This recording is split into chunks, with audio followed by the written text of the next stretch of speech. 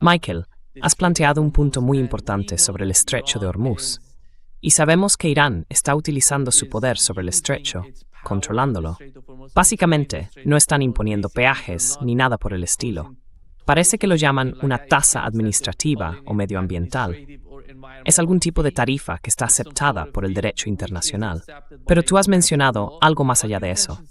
Y antes de pasar a esta diapositiva, hemos sabido, por Barak Ravid, periodista de Axios, que el acuerdo entre Irán y Estados Unidos es inminente.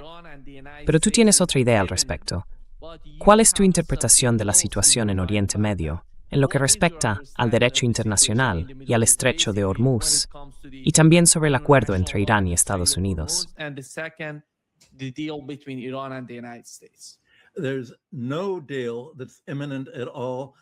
No hay ningún acuerdo inminente, ni puede haberlo, porque ninguno de los planes de paz propuestos y anunciados por Trump puede llevarse a la práctica. Irán ya ha dicho con razón que para empezar necesita la liberación de los fondos que Estados Unidos ha retenido, y eso debería incluir también la retención de la stablecoin con la que Irán quería que se le pagara. Estados Unidos no puede aceptar un pago así, porque el Congreso sostiene que tiene autoridad sobre esos fondos y que no se puede liberar nada sin su aprobación. Así que esto parece poco probable, sobre todo teniendo en cuenta la firme oposición de Lindsey Graham, de Carolina del Sur, que ha dicho que bajo ninguna circunstancia se entregará a Irán el dinero que podría usar para aterrorizar a Israel y a Estados Unidos respondiendo a los bombardeos. Y cualquier represalia contra el terrorismo estadounidense o israelí se acusa de ser terrorismo iraní, igual que cuando Rusia responde a ataques ucranianos contra escuelas similares, con niños y niñas dentro.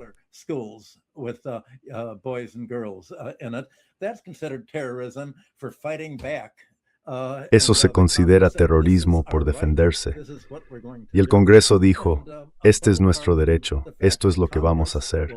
Y aparte del hecho de que el Congreso no aprobará nada de lo que Trump ha propuesto, tampoco lo hará Israel. Israel dice, no estamos obligados a esto, vamos a seguir atacando. Y aunque firmemos un acuerdo, lo vamos a ignorar porque ya no existe el Estado de Derecho. Esto es totalmente la ley de la selva, lo que está ocurriendo ahora. Y creo que hay que entender que toda esa idea de puede haber un acuerdo ignora el hecho de que el conflicto con Irán, igual que el de Rusia, solo puede resolverse en el campo de batalla.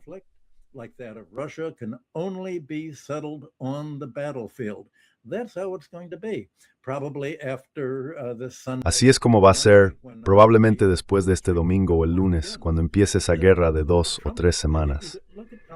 Fíjate en la exigencia de Trump. Su exigencia de que Irán entregue su uranio, como si quisiera lanzar una bomba atómica sobre Israel, es una cortina de humo. Es algo absurdo. Como ya hemos comentado antes, las agencias de inteligencia de Estados Unidos coinciden en que Irán no ha intentado fabricar una bomba atómica. Israel tiene 200 bombas atómicas. Así que me sorprendería que si yo fuera Irán, no dijera, bueno, nosotros también tenemos una línea roja. Israel debe unirse al grupo de países que reconocen sus bombas atómicas. Y sí, por supuesto, estamos dispuestos a renunciar a cualquier uranio enriquecido que tengamos, con la condición de que Israel renuncie a las 200 bombas atómicas que posee. Queremos paridad.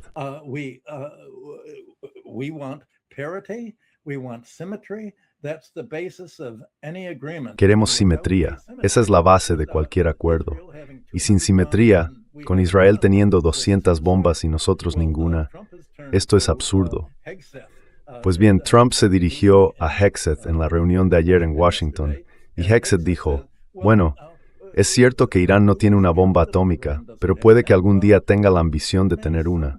Y tenemos que suponer que Irán va a cumplir esa ambición e intentar conseguirla, porque eso es lo que haríamos nosotros si fuéramos Irán. El hecho es que planeamos atacar a Irán. Y por supuesto, Irán va a querer contraatacarnos, y la forma de hacerlo es con una bomba atómica. Así que como vamos a intensificar la guerra y empezar la guerra con Irán, que Trump ha estado amenazando para la próxima semana, eso significa que por supuesto Irán nos va a ver como el gran Satán y va a querer hacerlo.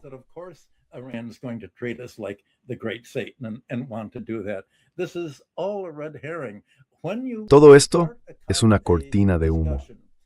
Cuando se empieza una discusión diciendo que no se trata del deseo de Estados Unidos de controlar el petróleo en Oriente Medio, sino de que queremos la paz. Paz significa que queremos que Estados Unidos e Israel se hagan con el control del cercano Oriente para dominar sus exportaciones de petróleo. Así podríamos hacer exactamente lo que Trump anunció que haría en las 2 primeras semanas de su mandato, con su política nacional de seguridad energética. Decir que la política exterior de Estados Unidos se basa en el control del petróleo y en la capacidad de cortar el acceso al petróleo a todos los demás países, a menos que acepten las condiciones estadounidenses.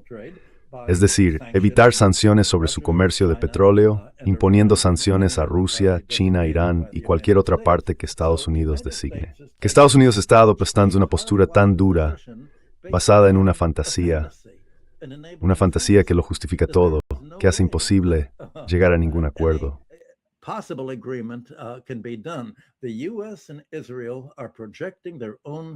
Estados Unidos e Israel están proyectando sus propios miedos sobre Irán, porque esa es su política. Piensan que Irán es tan cruel, racista, violento y terrorista como lo son Estados Unidos e Israel. Pero Irán, igual que Rusia, ha evitado con mucho cuidado atacar a civiles de ese modo. Así que la cuestión es la siguiente. Si Irán renunciara a cualquier posibilidad de desarrollar una bomba atómica, sería una fantasía. ¿Dónde pondría Israel sus 200 bombas atómicas y su uranio enriquecido? ¿Y en qué país se podría confiar? Si las colocara en México, que probablemente sería neutral, Estados Unidos podría desplegar tropas allí, apoderarse de ellas y devolvérselas a Israel.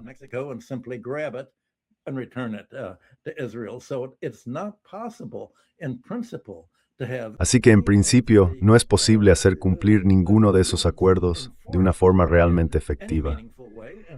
Y por supuesto Irán lo sabe, igual que casi todo el mundo, salvo los mercados bursátiles y de bonos en Estados Unidos y Europa, que siguen pensando, bueno, todo es marginal, todo va a salir bien. Quiero decir algo sobre Estados Unidos, sobre lo que acabas de mencionar. Los peajes que Irán dice que va a imponer, claro, en el estrecho de Hormuz. No solo porque eso antes formaba parte de Irán, sino porque cobrar esos peajes es, según ellos, la única manera de obtener reparaciones por los ataques que Estados Unidos, Israel, los Emiratos y otros países árabes han provocado al permitir que los aviones y bombarderos estadounidenses usen sus bases aéreas. Use their air bases. Just yesterday, Iran retaliated against America. Ayer mismo, Irán tomó represalias contra Kuwait, desde donde al parecer despegaron bombarderos estadounidenses para lanzar misiles hacia Irán, misiles que por lo que entiendo Irán consiguió rechazar. Bueno, Estados Unidos dice, básicamente por un lado, que Irán está violando el derecho internacional al imponer peajes en aguas internacionales. Pero el derecho internacional del mar está muerto. Como Richard y yo hemos comentado antes, Estados Unidos ha estado bombardeando a pescadores frente a las costas de Venezuela y Colombia, alegando que esos pescadores podrían ser narcotraficantes. Eso va en contra del derecho del mar. Hay que abordar los barcos y comprobar si llevan drogas. Hay que darles un aviso. Lo mismo ocurre en el estrecho de Hormuz. Same thing in the Strait of Hormuz. The United States has been bombing fishermen. Estados Unidos ha estado bombardeando a pescadores en el estrecho de Hormuz, diciendo algo así como, bueno, quizá esos pescadores no sean realmente pescadores, quizá estén colocando minas. Eso es exactamente de lo que Donald Trump les acusó. Pero no hay ninguna prueba de que estén poniendo minas, y al parecer tenían pescado en los barcos. Lo que está haciendo Estados Unidos en realidad es mostrar poder, diciendo, tenemos el control total del mar. Para nosotros no existe el derecho internacional. Entonces, ¿cómo puede Estados Unidos fingir que existe un derecho internacional que Irán no puede ejercer, cuando Irán tiene todo el derecho a controlar el estrecho de Hormuz, el tráfico marítimo que pasa por él, y a imponer tasas por su uso? Porque al final esa es una situación que ha creado el propio Estados Unidos.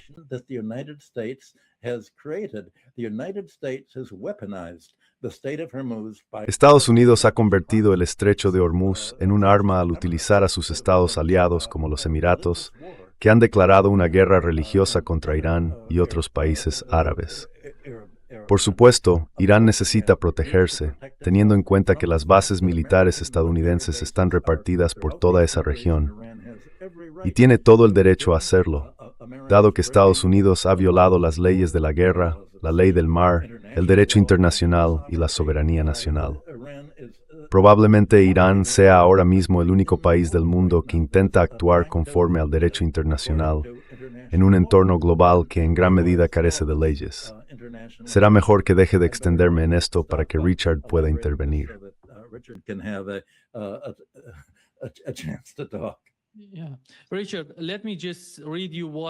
Richard, déjame leerte lo que acaba de publicar en Twitter el secretario del Tesoro de Estados Unidos, Scott Bassett. Dice que Omán debe saber que el Tesoro estadounidense actuará con firmeza contra cualquier persona o entidad implicada, directa o indirectamente, en facilitar peajes en el estrecho de Hormuz. Y esto fue lo que dijo Donald Trump ayer sobre Omán.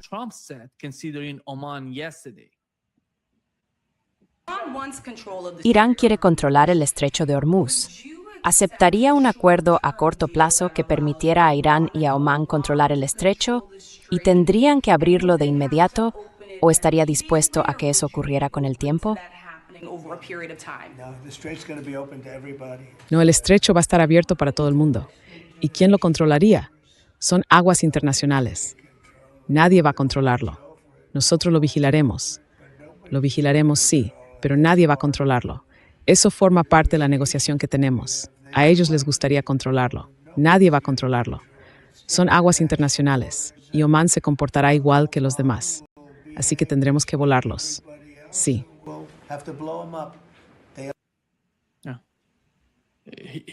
Quiere hacerlos volar por el papel que han tenido. ¿Cuál es tu opinión sobre el estrecho de Hormuz? Bueno, yo ya no entiendo cómo alguien puede tomarse esto en serio. Está clarísimo lo que está pasando.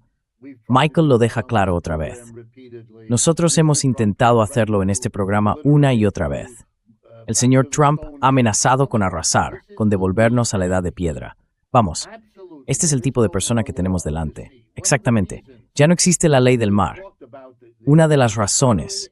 Llevamos hablando de la ejecución sumaria de hombres en barcos alrededor de Venezuela y de América Latina desde hace 6 meses.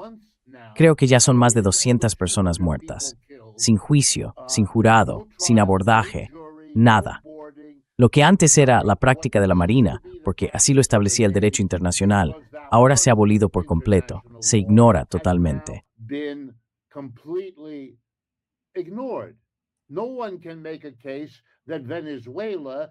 Nadie puede decir que Venezuela haya amenazado a Estados Unidos, ni que esos barcos pesqueros, a más de 1.600 kilómetros de distancia, fueran un peligro para el país. Ninguno de ellos ha venido nunca aquí, ni ha causado ningún daño. Jamás. Así que es una broma. No es algo serio. Es como si el presidente se sentara y dijera, nadie lo va a controlar. Nosotros estaremos vigilando, como si el mundo no entendiera que cuando Estados Unidos vigila algo, eso ya es el control. ¿Quién puede ser tan ingenuo a estas alturas como para no verlo? El hombre nos lo está diciendo porque es tosco y no sabe disfrazarlo con ese lenguaje elegante de las universidades de élite. Es tosco, y eso resulta útil porque así se entiende perfectamente. Ahí lo tienes. O nos dejas hacer o te volamos por los aires.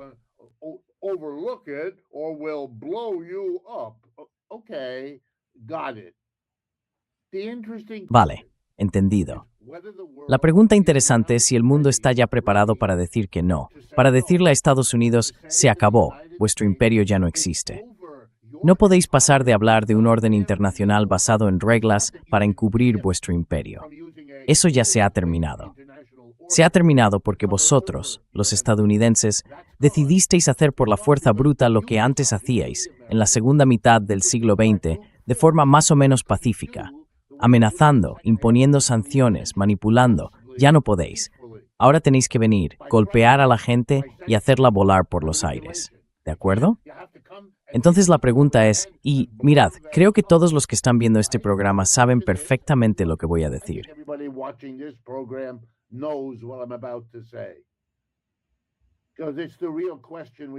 Porque esa es la verdadera pregunta que todos tenemos, ¿no? ¿Están Rusia, China, Irán y otros en contra de todo esto, preparados, dispuestos y capaces de detenerlo? Eso es lo que se está poniendo a prueba ahora. Nada más, nada más. Todas esas negociaciones, muy bien, pueden funcionar.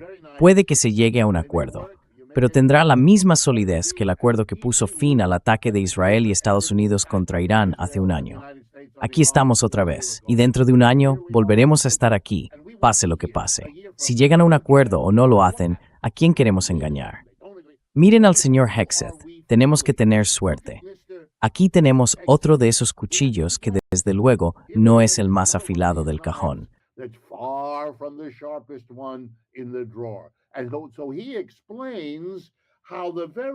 Y entonces él explica que la mera posibilidad de que puedan estar interesados en armas atómicas, vale, pero eso se aplica a todo el mundo. Los líderes de Malasia, de Nigeria o de Panamá podrían estar imaginando en algún momento hacerse con armas nucleares. ¿Vamos a ir allí también? La respuesta es, por supuesto que sí. Eso es lo que hacemos. Es lo que llevamos haciendo desde hace mucho tiempo. Así que la pregunta es, ¿qué está detrás de todo esto? Y déjame dar una respuesta a mi propia pregunta. Creo que estamos viendo los últimos estertores del colonialismo. Sí, vivimos en una era de anticolonialismo. Durante los últimos años, los viejos imperios de Gran Bretaña, Francia, Alemania, Holanda, Japón, España y Portugal se han ido desmoronando, cada uno a su ritmo y a su manera.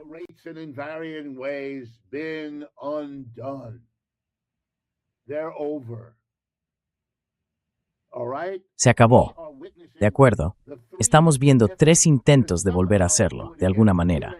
Y son estos. Israel está intentando colonizar con asentamientos las zonas que la rodean. Es colonialismo puro del siglo XVII, pero llega varios siglos tarde, en un mundo que ya está organizado en su contra. Y por eso es tan brutal. Número 2. Europa, que se está apagando tras 5 siglos de protagonismo y se está convirtiendo en una nota al margen. Cuando tienes a Estados Unidos, cuando tienes a China, sí, está Europa. Pero Europa ya está fuera del juego. En el ámbito de la alta tecnología moderna, es irrelevante. En el de las finanzas internacionales, prácticamente también. ¿Y qué está haciendo Europa en su declive? Un acto desesperado de expansión colonial. ¿Dónde? En Europa del Este.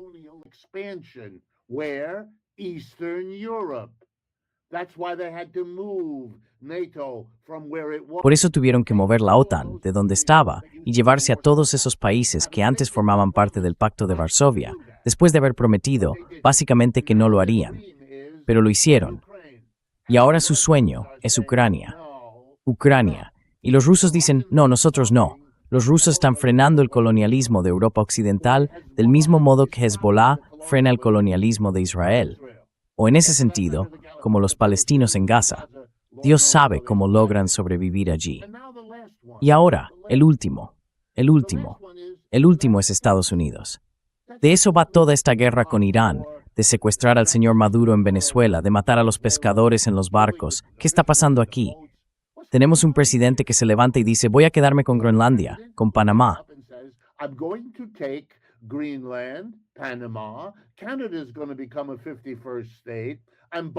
Canadá va a convertirse en el estado número 51. Estoy bombardeando a cristianos nigerianos. ¿Cómo? Este es otro intento absurdo de resolver los problemas de esta cultura y de esta economía, volviendo 3 siglos atrás, al colonialismo. Estamos arrebatando otras partes del mundo. ¿Te das cuenta? 3 intentos de colonialismo, 3 reacciones en contra. Y ahora Irán está en las noticias, porque su capacidad de resistir se ha convertido en el punto central, del mismo modo que ocurrió con Rusia y Ucrania. Y no estoy justificando invadir otros países, pero sí me tomo en serio que lo que hizo Rusia tiene una explicación distinta a esa fantasía de proyectar sobre Rusia una expansión que ni quiere ni necesita.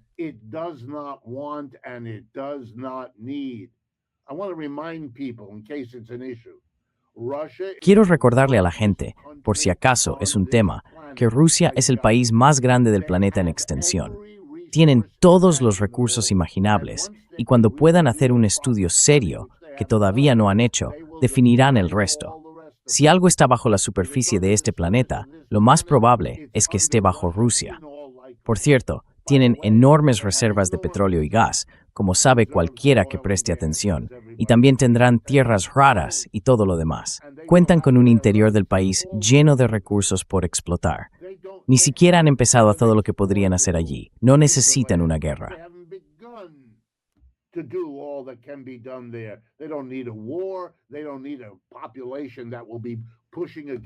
No necesitan una población que esté presionándoles día y noche. Mira el problema que tienen en Ucrania. ¿De verdad crees que quieren multiplicar eso en otras partes del mundo? Es absurdo, pero es una fábula necesaria. Y ahora estamos tratando con gente que se ha descontrolado inventando fábulas, y no es solo una cuestión psicológica. Están atrapados, y ahí está la sabiduría en las palabras que eligió Michael. Es un callejón sin salida. Es imposible. Aquí no hay nada. ¿Qué hay que negociar?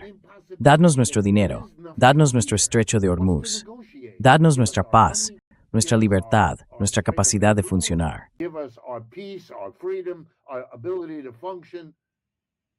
Nada de eso está dispuesto a hacer los Estados Unidos.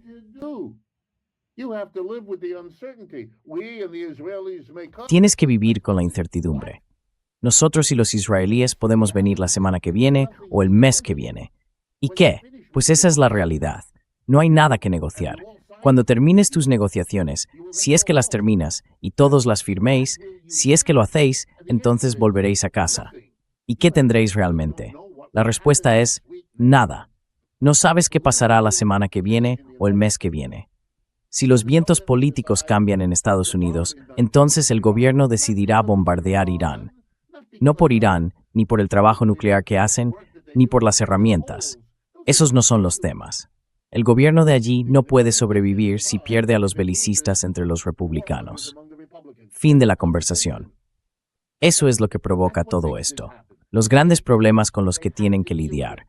Las economías que impulsan lo que hacen Israel, Estados Unidos y la OTAN son economías con serios problemas. Míralas. Se stasnian actimiento no urment ampertangt.